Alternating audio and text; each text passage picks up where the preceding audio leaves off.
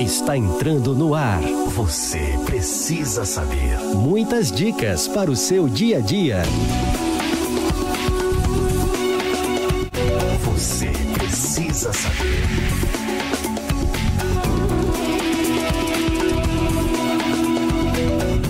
A paz do Senhor, meus irmãos, que bom recebê-lo aqui com mais um programa Você Precisa Saber. Como sempre falamos, você pode curtir, comentar e compartilhar, porque sabemos que mais pessoas precisam saber o que nós vamos falar. O nosso programa hoje é a continuidade de um programa anterior, que nós fizemos com especialistas. Nós estamos aqui com especialista nesse assunto tocado à área financeira, né? Nós estamos aqui com um especialista, ele é formado em administração de empresas, né? Tem pós-graduação em gestão empresarial, tem toda uma certificação, né? Extensão universitária em finanças e gestão pública, né? Então, nós estamos aqui com o nosso amigo que me deu o privilégio de voltar para darmos sequência ao assunto, Ernesto Siqueira. A paz do Senhor, Ernesto. A paz do Senhor, pastor. Alegria muito grande estar aqui novamente. Como no último programa que nós tivemos com ele, eu terminei o programa fazendo uma pergunta, né? Nós falamos sobre educação financeira, que é o tema que nós temos, mas eu terminei perguntando ao Ernesto que existe uma forma de pensar natural das pessoas que, quando pensa em qualquer tipo de reserva, de investimento, ela pensa sempre na instituição bancária. Mas nós sabemos que existem outras formas, né? Hoje existem as plataformas, né? Especialistas que às vezes, vão entender melhor da sua situação. Mas eu vou deixar o especialista falar. Como é que se comporta isso, Ernesto? Bom, pastor, até bem pouco tempo atrás, no Brasil, né, a gente não tinha essa abertura, né? Teve uma corretora que iniciou esse processo aqui no Brasil e, atrás dela, né, vieram outros modelos. Aquele modelo que nós conhecemos, inclusive eu trabalhei dentro, né, de instituição financeira, de banco. É bom falar, né? Que o Ernesto ele era o gerente geral, né? Regional da Caixa Econômica Federal, né? Então ele conhece muito bem esse trâmite bancário. Né? Exato. Então, assim, aquele modelo que eu conheci, que o senhor conheceu, ele mudou muito, né, de alguns anos para cá. Os bancos eram hegemônicos, né? Eles que distribuíam os papéis que eles emitiam, os CDBs da vida, né, que a gente conheceu muito, entre outros, mas era exclusivo. Você entrava numa agência de um banco e você tinha acesso somente à emissão daquele banco, né, um CDB daquele banco. Hoje é possível o senhor estar dentro de uma plataforma que pode estar, né, dentro de um banco e comprar CDBs, são emissões bancárias, de todos os emissores autorizados pelo Bacen a emitir no Brasil, dentro de uma plataforma. Então, não é exigência mais que aquele banco fique fazendo a distribuição do CDB só dele, né? Hoje está aberto. Então, as plataformas hoje, o que elas fizeram? Elas abriram essa possibilidade, né, de alternativa de investimento, que não só aquelas exclusivas, né, para aquele banco e única e exclusivamente para aquele emissor, né, no caso o Banco Brasileiro. Porque na verdade tanto o banco como as plataformas, elas tem as mesmas alternativas para tudo isso, né? Do jeito que você pode fazer no banco. O problema é que eu vejo que no banco que você está às vezes restrito àquela, aí tem os interesses da instituição, né? Isso tudo influencia, às vezes, no aconselhamento de um investimento, de uma reserva. E isso ocorre muito quando o investidor ele chega para o gerente de banco e fala assim, olha, eu estou com reserva aqui, eu preciso fazer um investimento. Se essa relação, né, não for relação de confiança e você explore bastante onde é que você está colocando o seu dinheiro, é importante você saber, o seu dinheiro é seu. Né? Então, você tem que saber onde é que ele está sendo colocado, mesmo que você tenha uma relação de confiança com o seu gerente. Ele precisa te dizer, olha, você está colocando isso aqui em um CDB do banco que tem, né, essa característica. Ou, por outra, eu vou aplicar, né, vou alocar esse recurso aqui, essa sua sobra, essa sua reserva, em um fundo de investimento. Ele precisa te dizer o que está dentro desse fundo. Expandir mais, né? Eu vou colocar um fundo de renda fixa de curto prazo, porque você me falou que você vai precisar desse dinheiro com 3 meses. Certo, mas me diz um pouco mais sobre esse fundo. O que tem dentro dele? Que tipo de papel que esse fundo está investindo?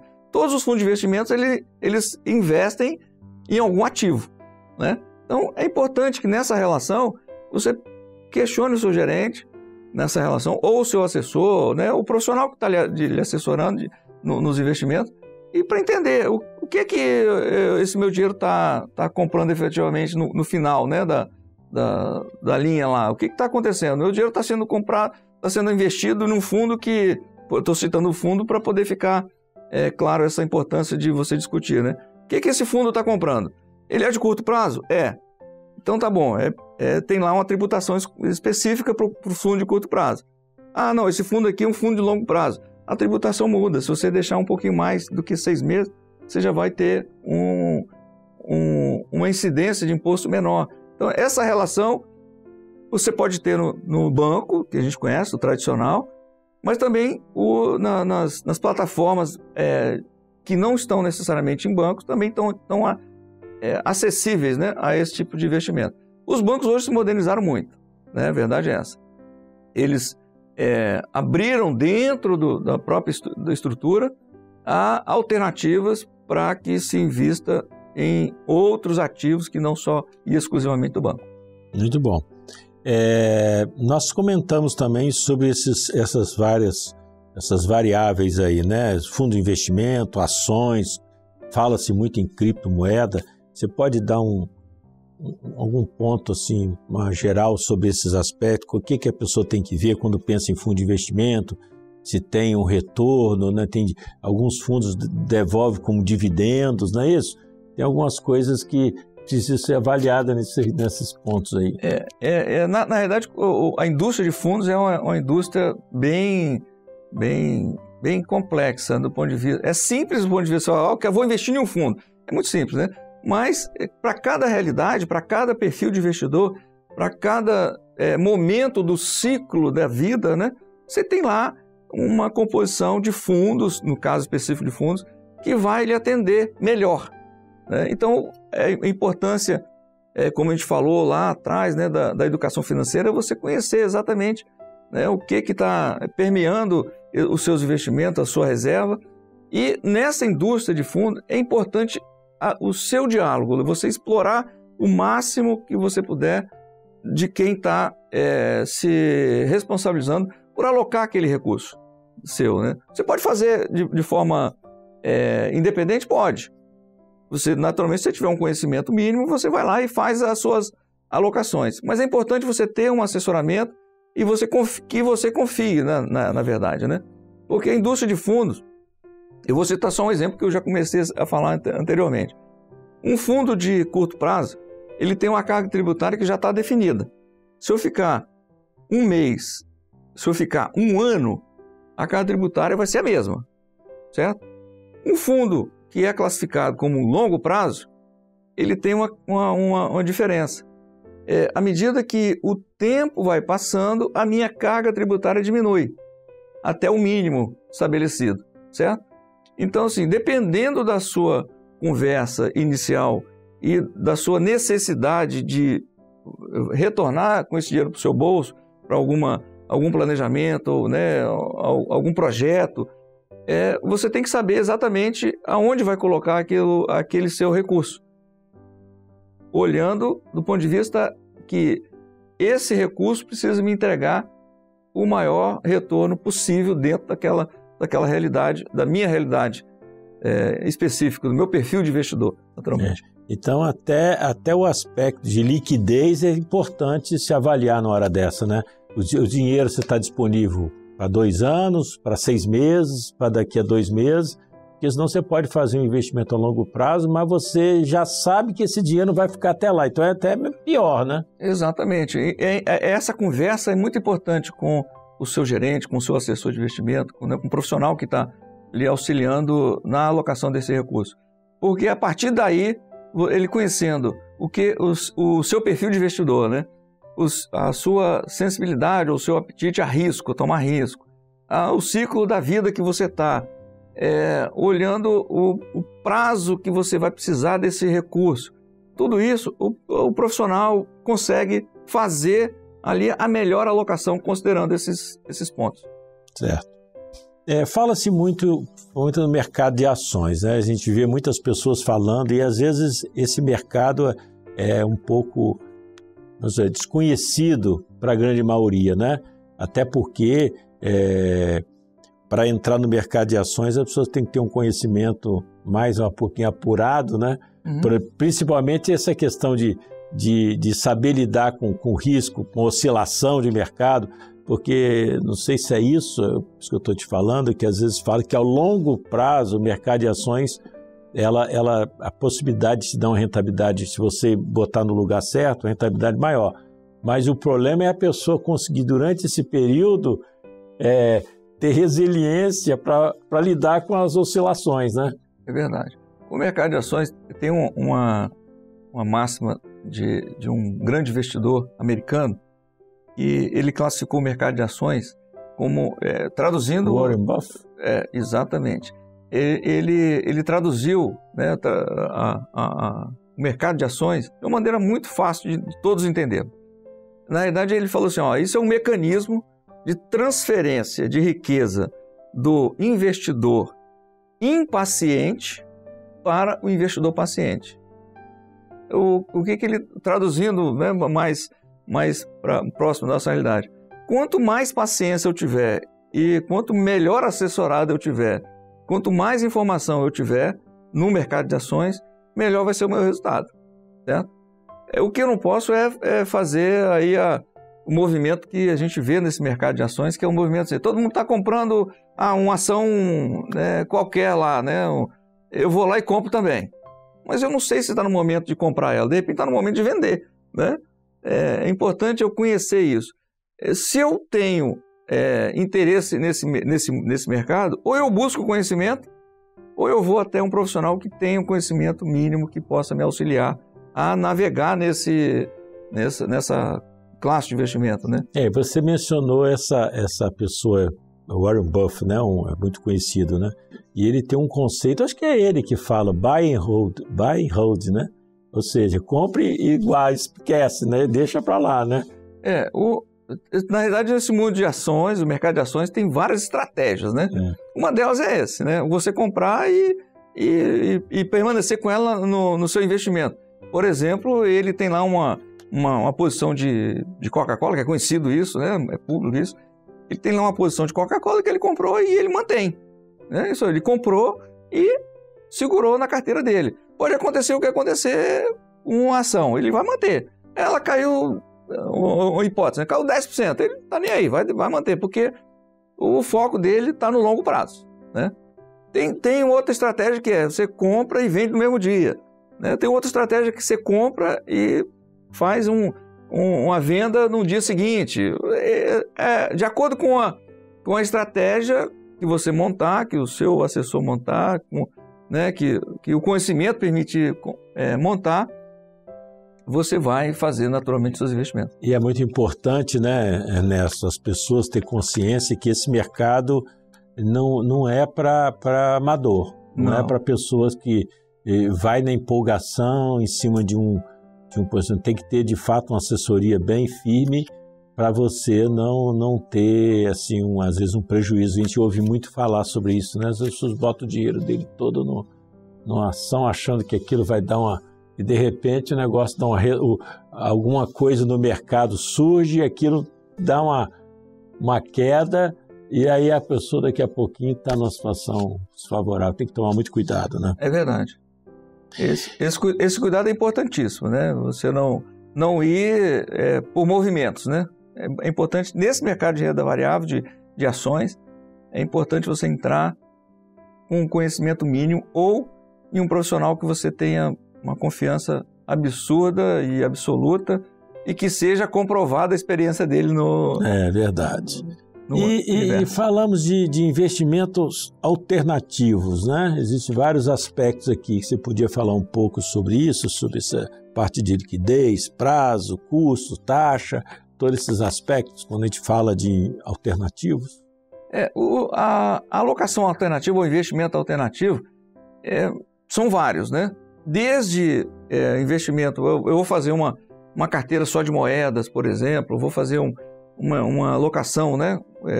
Com várias moedas apostando, isso é uma aposta mesmo, né? De que uma vai valorizar baseado em informações, naturalmente, mas que na soma, esse pool, né? Esse monte de moedas ali, essa cesta de moedas, ela vai me trazer um retorno ao final de algum tempo, certo?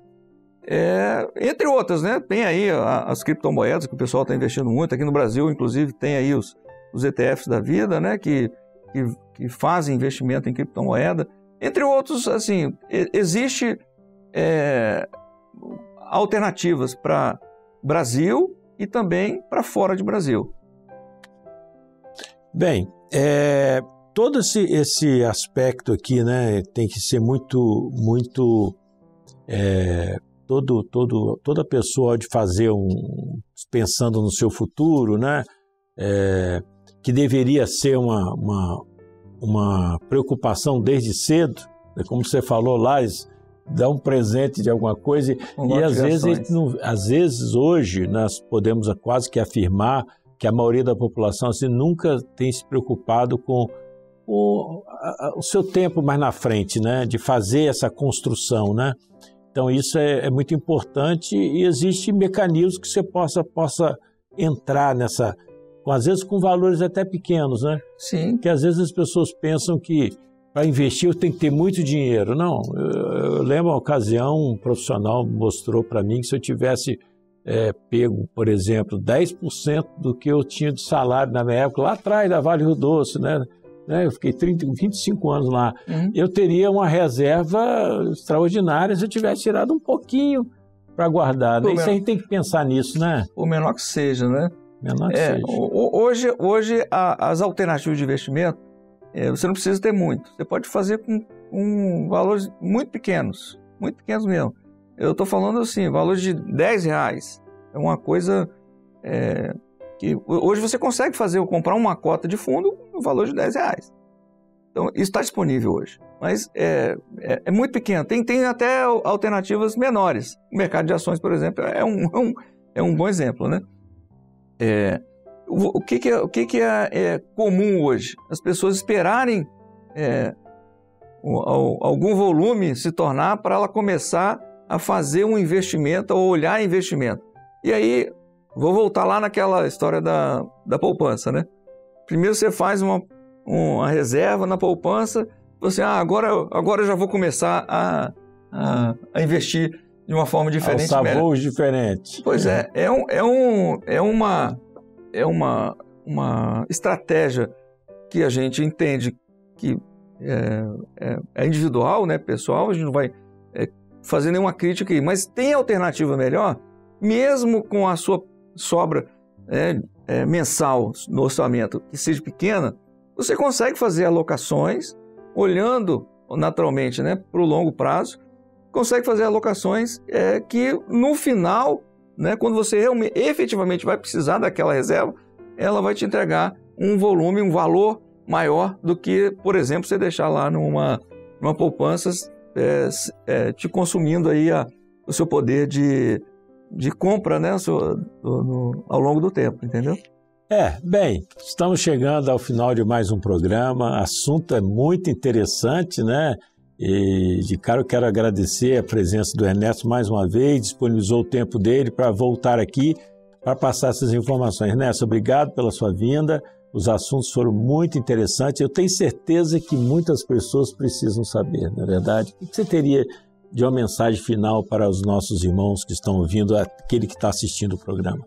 Olha, primeiro eu quero agradecer mais uma vez a oportunidade de estar aqui compartilhando todo o conhecimento, né? E dizer a todos o seguinte, nunca é tarde para se fazer um planejamento, nunca é tarde para nos dedicarmos a construir uma reserva de forma administrada, né, de forma planejada, como disse, e com objetivos. É importante que essas reservas tenham objetivos. E nós estamos aqui à disposição, tá? Para qualquer que seja a necessidade, qualquer que seja a dúvida. Inclusive você que está assistindo, se você quer alguma coisa a mais ou informação a mais, pode colocar nos comentários e depois o próprio Ernesto vai dar uma olhadinha e vai te responder sobre alternativas, sobre alguma dúvida que você tenha. Aproveite isso aqui, né? Que são informações importantes. E eu, como sempre falo, você conhece alguém que precisa saber o que nós tratamos hoje? Então, olha, faça isso. Comente e compartilhe. Curta, comente. São os 3 Cs, né? Curta, comente e compartilhe essa informação com a família, com os amigos. Esses dias, uma senhora amiga nossa, ela viu o assunto e ela comentou comigo o seguinte: pastor, eu comentei com um meu sobrinho, né? Foi um primeiro assunto nosso sobre concursos públicos. Ernesto, ela viu aquilo e falou com ele que ele tinha falado que ele estava se dedicando ao concurso público. E ela falou, esse jovem, ele nem é da igreja, mas ele compartilhou o programa com todos os colegas da faculdade, né? Então você pode ajudar outras pessoas, compartilhe isso aí, porque muitas pessoas estão precisando saber o que foi tratado aqui. Deixamos o nosso abraço e contamos com sua presença no próximo programa. A paz do Senhor a todos.